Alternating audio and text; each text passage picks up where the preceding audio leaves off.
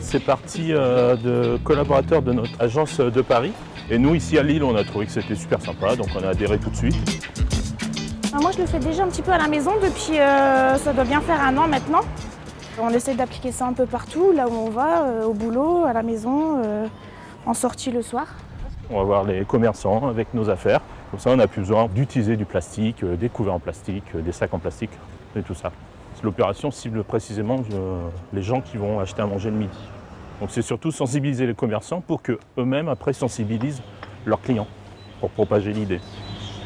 On est dans le Vieux-Lille, donc un quartier très commerçant et avec beaucoup d'entreprises. Donc il y a pas mal de gens qui pourraient adhérer en tout cas, et tous ceux qu'on est allés voir ont adhéré. Il n'y a pas de souci.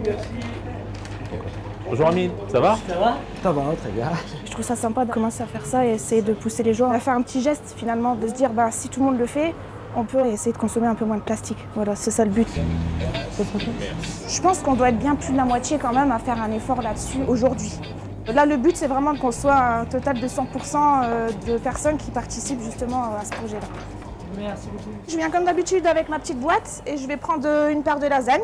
J'ai beaucoup plus de clients qui viennent avec leur barquette en verre comme ça et qui me demandent la même chose que la demoiselle actuellement.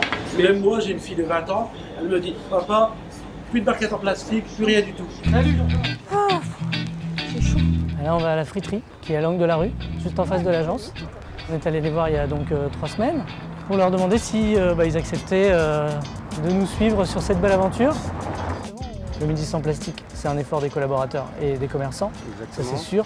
Et toi, tu faisais déjà l'effort. Il y avait quelques produits à recevoir, on les a reçus. Très bien. Ah, Donc on est au top.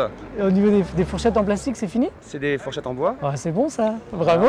Est-ce que ça t'a fait venir des collaborateurs de chez nous? Probablement. Moi, Ouais, j'ai entendu des gens qui nous ont dit du coup je vais aller voir. C'est une boîte alimentaire à Exprès. D'accord. C'est une start-up de Tourcoing qui a fait ça. Bon appétit. Bon appétit. Grâce au calendrier solidaire de DPS, avec Pierre Delobel qui a lancé ça, on partage nos actions. Il a créé le kit, il nous l'a envoyé. Voilà. C'est tout récent, ça a démarré au mois de septembre. Donc les affiches viennent juste d'être mises dans toute la société. C'est vrai que c'est des choses auxquelles on ne pense pas tous les jours, mais on en parle pas mal entre nous et ça nous incite à y faire plus attention. On va voir les restaurateurs, on leur propose le kit, l'affichage. Moi je l'ai envoyé à d'autres entreprises et comme ça on essaye d'essaimer. Pas mal. La boîte